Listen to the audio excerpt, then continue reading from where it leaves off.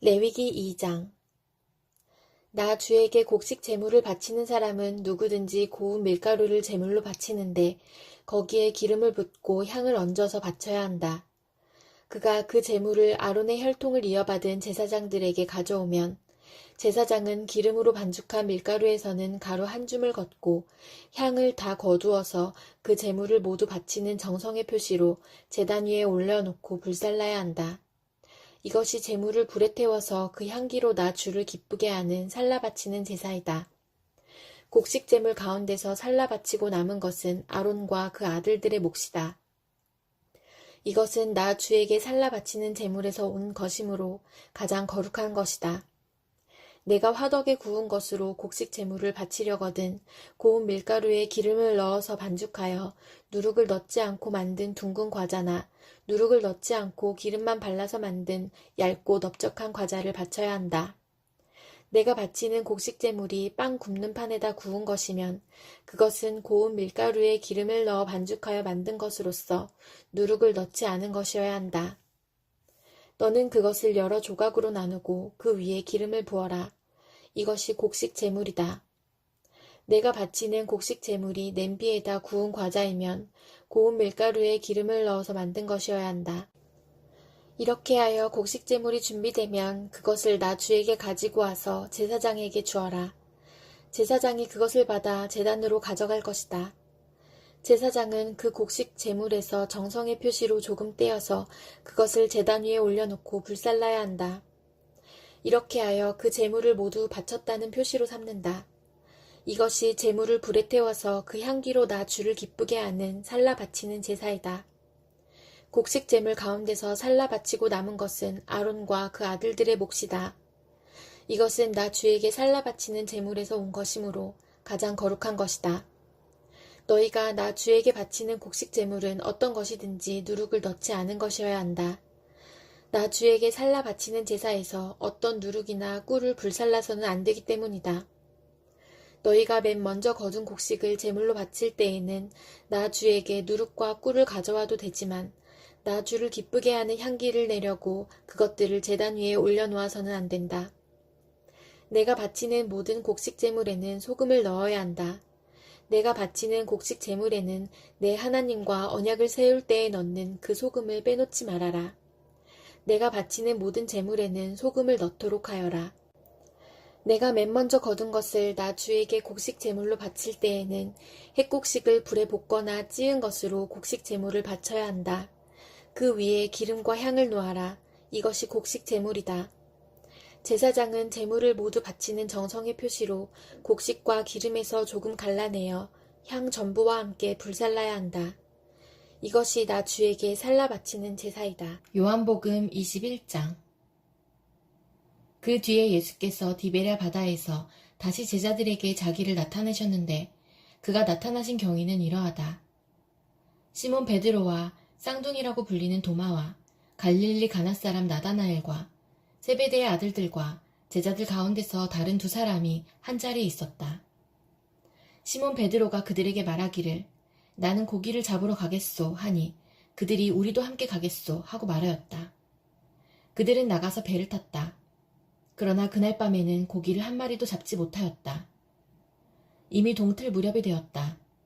그때 예수께서 바닷가에 들어서셨으나 제자들은 그가 예수이신 줄을 알지 못하였다. 그때 예수께서 제자들에게 물으셨다. 얘들아, 무얼 좀 잡았느냐? 그들이 대답하였다. 못 잡았습니다. 예수께서 그들에게 말씀하셨다. 그물을 배 오른쪽에 던져라. 그리하면 잡을 것이다. 제자들이 그물을 던지니 고기가 너무 많이 걸려서 그물을 끌어올릴 수가 없었다. 예수가 사랑하시는 제자가 베드로에게 저분은 주님이시다 하고 말하였다. 시몬 베드로는 주님이시라는 말을 듣고서 벗었던 몸에다가 겉옷을 두르고 바다로 뛰어내렸다. 그러나 나머지 제자들은 작은 배를 탄 채로 고기가 든 그물을 끌면서 해안으로 나왔다. 그들은 육지가 백자 남짓밖에 떨어지지 않은 곳에 들어가서 고기를 잡고 있었던 것이다.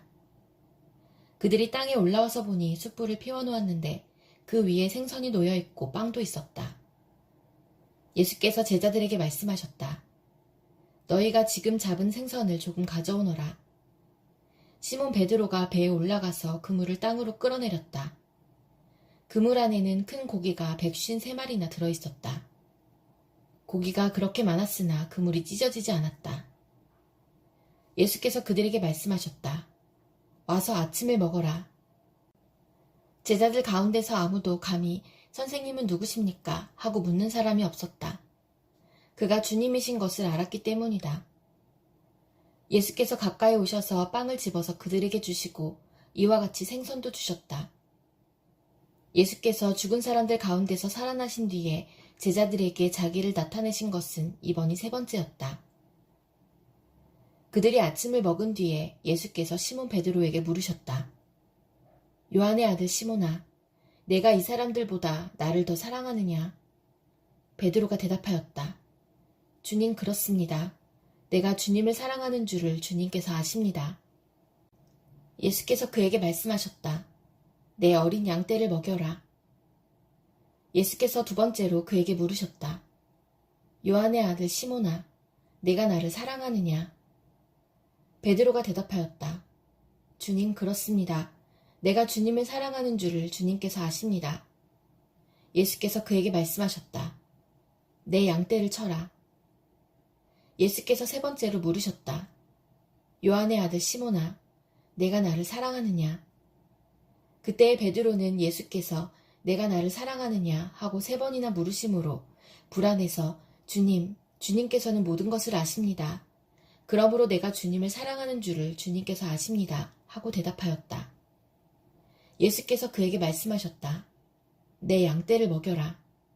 내가 진정으로 내게 말한다. 내가 젊어서는 스스로 띠를 띠고 내가 가고 싶은 곳을 다녔으나 내가 늙어서는 남들이 내 팔을 벌릴 것이고 너를 묶어서 내가 바라지 않는 곳으로 너를 끌고 갈 것이다. 예수께서 이렇게 말씀하신 것은 베드로가 어떤 죽음으로 하나님께 영광을 돌릴 것인가를 암시하신 것이다. 예수께서 이 말씀을 하시고 나서 베드로에게 나를 따라라 하고 말씀하셨다. 베드로가 돌아다 보니 예수께서 사랑하시던 제자가 따라오고 있었다. 이 제자는 마지막 만찬 때에 예수의 가슴에 기대어서 주님을 넘겨줄 자가 누구입니까? 하고 물었던 사람이다. 베드로가 이 제자를 보고서 예수께 물었다. 주님, 이 사람은 어떻게 되겠습니까? 예수께서 말씀하셨다. 내가 올 때까지 그가 살아있기를 내가 바란다고 한들 그것이 너와 무슨 상관이 있느냐? 너는 나를 따라라. 이 말씀이 믿는 사람들 사이에 퍼져나가서 그 제자는 죽지 않을 것이라고들 하였지만 예수께서는 그가 죽지 않을 것이라고 말씀하신 것이 아니라 내가 올 때까지 그가 살아있기를 내가 바란다고 한들 그것이 너와 무슨 상관이 있느냐 하고 말씀하신 것뿐이다. 이 모든 일을 증언하고 또 이 사실을 기록한 사람이 바로 이 제자이다. 우리는 그의 증언이 참되다는 것을 알고 있다. 예수께서 하신 일은 이 밖에도 많이 있어서 그것을 낱낱이 기록한다면 이 세상이라도 그 기록한 책들을 다 담아두기에 부족할 것이라고 생각한다. 잠언 18장. 다른 사람과 어울리지 못하는 사람은 자기 욕심만 채우려 하고 건전한 판단력을 가진 사람을 적대시한다. 미련한 사람은 명철을 좋아하지 않으며 오직 자기 의견만을 내세운다. 악한 사람이 오면 멸시가 뒤따르고 부끄러운 일 뒤에는 모욕이 따른다. 슬기로운 사람의 입에서 나오는 말은 깊은 물과 같고 지혜의 샘은 세차게 흐르는 강처럼 솟는다. 악인을 두둔하는 것과 재판에서 의인을 억울하게 하는 일은 옳지 않다. 미련한 사람의 입술은 다툼을 일으키고 그 입은 매를 불러들인다. 미련한 사람의 입은 자기를 망하게 만들고 그 입술은 올무가 되어 자신을 올가맨다. 헐뜯기를 잘하는 사람의 말은 맛있는 음식과 같아서 뱃속 깊은 데로 내려간다. 자기 일을 게을리하는 자는 일 망치는 자와 형제간이다. 주님의 이름은 견고한 성루이므로 의인이 그곳으로 달려가면 아무도 뒤쫓지 못한다. 부자의 재산은 그의 견고한 성이 되니 그는 그것을 아무도 못 오를 높은 성벽처럼 여긴다. 사람의 마음이 오만하면 멸망이 뒤따르지만 겸손하면 영광이 뒤따른다.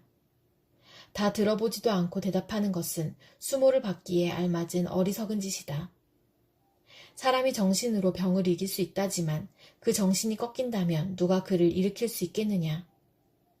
명철한 사람의 마음은 지식을 얻고 지혜로운 사람의 귀는 지식을 구한다. 선물은 사람이 가는 길을 넓게 열어주고 그를 높은 사람 앞으로 이끌어준다. 송사에서는 먼저 말하는 사람이 옳은 것 같으나 상대방이 와보아야 사실이 밝혀진다.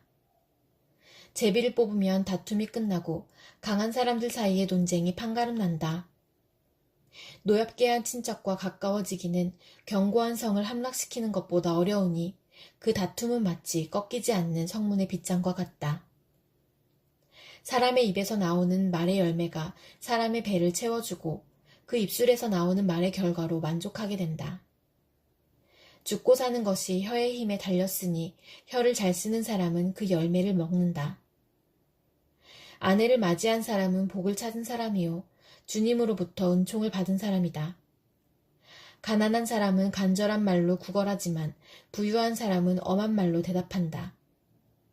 친구를 많이 둔 사람은 해를 입기도 하지만 동기간보다 더 가까운 친구도 있다.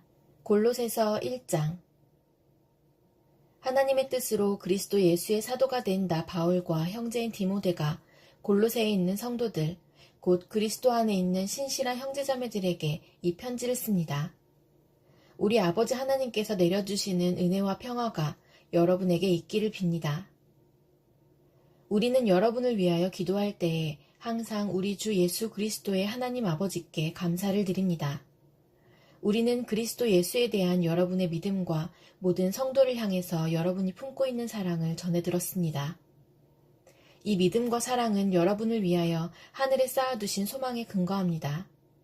이 소망은 여러분이 진리의 말씀, 곧 복음을 받아들일 때에 이미 들은 것입니다. 이 복음은 온 세상에 전해진 것과 같이 여러분에게 전해졌습니다. 여러분이 하나님의 은혜를 듣고서 참되게 깨달은 그날로부터 여러분 가운데서와 같이 온 세상에서 열매를 맺으며 자라고 있습니다. 여러분은 하나님의 은혜를 우리와 함께 종이 된 사랑하는 에바브라에게서 배웠습니다. 그는 여러분을 위해서 일하는 그리스도의 신실한 일꾼이요 성령 안에서 여러분의 사랑을 우리에게 알려준 사람입니다. 그러므로 우리가 여러분의 소식을 들은 그날부터 우리도 여러분을 위하여 쉬지 않고 기도합니다. 우리는 하나님께서 여러분에게 모든 신령한 지혜와 총명으로 하나님의 뜻을 아는 지식을 채워주시기를 빕니다. 여러분이 주님께 합당하게 살아감으로써 모든 일에서 그분을 기쁘게 해드리고 모든 선한 일에서 열매를 맺고 하나님을 점점 더 알고 하나님의 영광의 권능에서 오는 모든 능력으로 강하게 되어서 기쁨으로 끝까지 참고 견디기를 바랍니다.